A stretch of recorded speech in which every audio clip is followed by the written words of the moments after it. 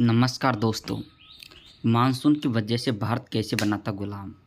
Monsoon की वजह से भारत कैसे बन गया था गुलाम, हम आपको आज इसके बारे में बता रहे हैं। मानसून के कारण घटते बढ़ते खाने पीने की चीज़ों के दाम। भारत में लगभग 50% आबादी आज भी कृषि पर निर्भर है और भारत में होने वाली कृषि काफ़ी हद तक मानसून पर निर्भर करती है। जून से सितंबर तक रहने वाले साउथ वेस्ट मानसून से भारत में 75% पानी की आपूर्ति है और आधे से ज़्यादा फसल पानी की सिंचाई पर निर्भर है। रबी और खरीफ की फसलों को कटाई का बुआई भी मानसून पर टिकी है। खरीफ की फसल जैसे चावल, सोयाबीन, कपास और दालों को ज़्यादा पानी चाहिए। इस कारण इतनी बुआई मानसून की शुरुआत में होती है। अच्छी फसल बारिश में भारत के कृषि उत्पादन बेहतर रहता है। दूसरी तरफ अगर सूखा पड़ता है तो उत्पादन कमज़ोर होता है। इससे खाद्य पदार्थों की मांग तो ज़्यादा रहती है, लेकिन आपूर्ति कम होने से फूड इन्फ्लेशन यानी खाने पीने की चीज़ों के दाम बढ़ जाते हैं। मानसूनी हवाओं के चलते भारत तक पहुँचे अंग्रेज फिर बनाए गुलाम। मसालों का राजा ब्लैक गोल्ड कही जाने वाली काली मिर्च की पैदावार के लिए गर्मी और खूब पानी की ज़रूरत होती है। वेस्ट घाट तक इन तीनों पैमाने पर खरा उतरता है। करीब 26 साल पहले काली मिर्च अरब देशों तक पहुंचने लगी। रोम अरब से काली मिर्च खरीदार यूरोप में बेचने लगा।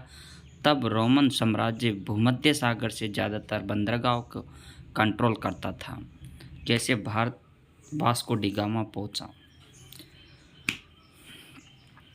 यूरोपीय लोगों को काली मिर्च और भारतीय मसालों इतने पसंद आए कि कारोबारी उनकी मांग पूरी नहीं कर सके। उधर 15वीं सदी तक यूरोप के देश भूमध्य सागर पर रोम की मोनोपोली से तंग आने लगे। इसी बीच पुर्तगाल के राजा प्रिंस हैरी ने नए रूट की खोज के लिए शिप बिल्डिंग प्रोग्राम शुरू किया और वास्को डी गामा को इस काम के लिए चुना गया। 1497 से 8 महीने का सफ़र करके 20 मई 1498 को वह केरल के कालीकट पहुंच गया। 3 महीने के बाद वास्को डी गामा अपने साथ काली मिर्च लेकर पुर्तगाल वापस गया और उन्होंने 60 गुना मुनाफे पर बेचा। इसके बाद डच और अंग्रेज भी भारत आने लगे। 15वीं सदी में इन्हीं मसालों के कारोबार के बहाने पहले पुर्तगालियों ने, फिर 17वीं सदी में अंग्रेज़ों ने भारत को गुलाम बनाया था। देखो, इस प्रकार भारत आए थे अंग्रेज।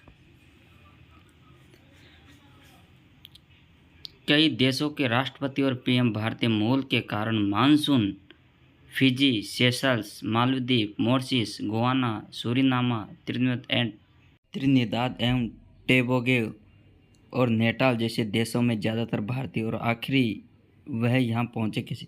इसका जवाब है मानसून। इन देशों में भी मानसून की वजह से चाय और रबर की अच्छी खेती होती है। 18वीं और 20वीं सदी तक देश में भारत की तरह ब्रिटेन में कब्जे में रहे। ऐसे में वहाँ काम करने के लिए मजदूर जाते हैं। 18वीं 20वीं सदी तक के देश भी भारत की तरह ब्रिटेन में कब्जे में रहते हैं और ऐसे में वहाँ काम करने के लिए मजदूरों की ज़रूरत थी।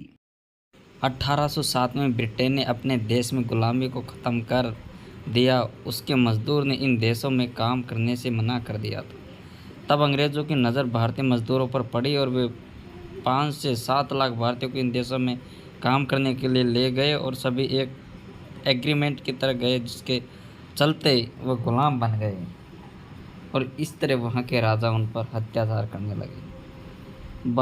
20वीं सदी के अंत तक देशों से अंग्रेज़ों का राज खत्म हो गया, लेकिन गिरमिटियाए मजदूर बनकर गए वो वहीं बस गए। अब यहाँ भारतीय मूल के पीएम राष्ट्रपति चुना जाना आम बात है। फिलहाल मॉरिशस के प्रधानमंत्री, सूरीनामा के राष्ट्रपति और गोवाना और त्रिनिदाद के राष्ट्रपति भारतीय मूल के हैं। कल्चर डिप्लोमेसी में मानसून भारत का सबसे बड़ा हथियार। आर्ट और कल्चर यानी संस्कृति खूबियाँ किसी देश के सॉफ्ट पावर की होती है और भारत सॉफ्ट पावर में मानसून का अहम रोल है। हरतालिका तीज, रक्षाबंधन, गणेश चतुर्थी, जन्माष्टमी, पूरी रथ यात्रा और ओणम जैसे त्यौहार मानसून के दौरान ही मनाए जाते हैं। सावन के महीने में हमारे यहाँ बारिश की कामना के लिए महला राग गाने का चलन है। अकबर के 9 रत्नों में शामिल तानसेन ने इस राग को बनाया था। मानसून भारत को बनाता है और वायु बायोडाइवर्सिटी हॉट स्पॉट। मानसून की वजह से भारत का पश्चिम तट यूनेस्को की वर्ल्ड हेरिटेज साइट की लिस्ट की शामिल है। यह दुनिया के टॉप बायोडाइवर्सिटी वाले इलाके में 8वें नंबर पर है। इस क्षेत्र में फैली सहारदिया की पहाड़ियाँ ग्लोबल बायोडाइवर्सिटी की हॉट। इन पर पहाड़ी में 400 से ज़्यादा फौना और साइलिस्ट की प्रजाति, 325 पक्षी और जानवरों की दुर्लभ प्रजातियां हैं जो पूरी दुनिया में ख़त्म होने के कगार पर है। 299 की पौधे ऐसी प्रजाति यहाँ पर पाई जाती है। मानसून के दौरान पश्चिम घाट के जंगलों में उड़ने वाले दुर्बल मेंढक दिखते हैं। ये अपने हाथ के सारे पेड़ों को आसानी से चढ़ जाते, अब ये लुप्त होने के कगार पर है। खराब मानसून से जीडीपी ग्रोथ हो जाती है कमज़ोर। इस प्रकार से उनका जो प्रतिशत वह गिरने लग जाता है। 2019 और 2019 में 3.8 और 2020 में -5.8 पर आ गए जीडीपी।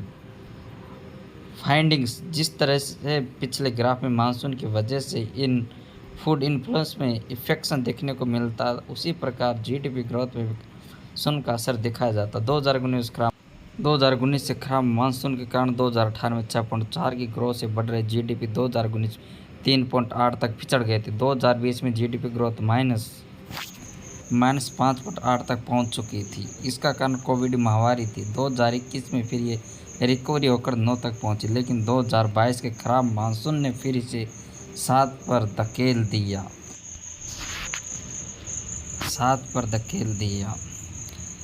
जीडीपी के हालात भी बिगाड़ सकता है मानसून। इकोनॉमी सर्वे 2022-23 के मुताबिक भारत की 65% आबादी गांवों में निवास करती है और देश की 47% आबादी कृषि पर निर्भर है। आरबीआई के मुताबिक भारत की जीडीपी का 15% भाग एग्रीकल्चर पर डिपेंड करता है। जब कम बारिश होती है तो कृषि उत्पादन पर प्रभाव पड़ता है, तो किसान और ग्रामीण आबादी की खर्च करने की क्षमता भी कमज़ोर होती है। और इसी के साथ जीडीपी ऐसे में किसान खर्च को सीमित कर देते हैं और ट्रैक्टर और अन्य कृषि उपकरणों पर खर्च करने की बजाय ज़रूरतों की चीज़ों पर खर्च करते हैं। इससे ऑटोमोबाइल और एफएमसीजी जैसे अन्य सेक्टर पर असर पड़ता है और मार्केट में मंदी देखने को मिलती है। अधिक बारिश से बाढ़ और भूस्खलन जैसे खतरे पैदा होते जो हानिकारक साथ साथ संसाधनों को नुकसान पहुंचाते।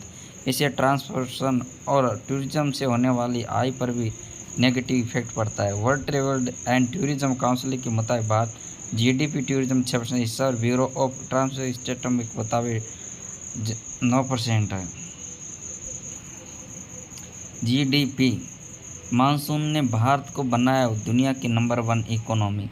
मानसूनी हवाएं अरब सागर से बहती हुई भारत के दक्षिण पश्चिम तट यानी मालाबार तट आती है और इसे साउथ वेस्ट मानसून कहा जाता है।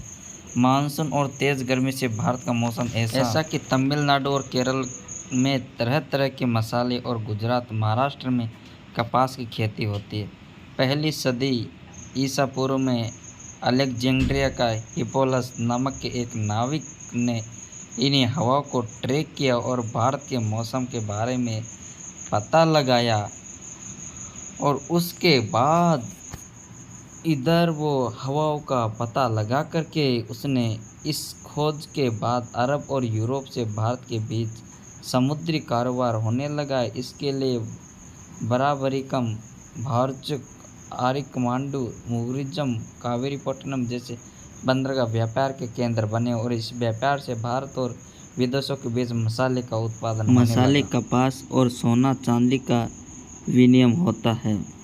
भूगोल की शुरुआती किताबों में से एक प्रिपलेंस ऑफ द एवरेस्ट सी के मुताबिक मानसूनी हवाओं की खोज के बाद रोमन साम्राज्य और अरब देशों के अलावा अफ्रीका से भी भारत का कारोबार तेज़ी से बढ़ा।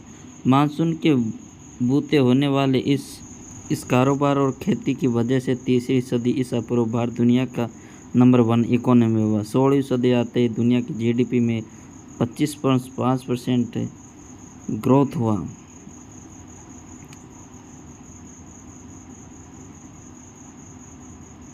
मानसून के साथ बदलता देश का सियासी समीकरण। मानसून भारत में सरकार या सियासी समीकरणों पर भी असर डालता है। खराब मानसून से खेती बुरा असर पड़ता है। किसानों की सहायता के लिए राशि खर्च करनी पड़ती है, इससे सरकार के खजाने पर बोझ बढ़ता है। भारत की 50% से ज़्यादा वर्कफोर्स कृषि से जुड़ी है। मानसून के बदलने से इसका प्रभाव चुनाव में भी देखने को मिलता है।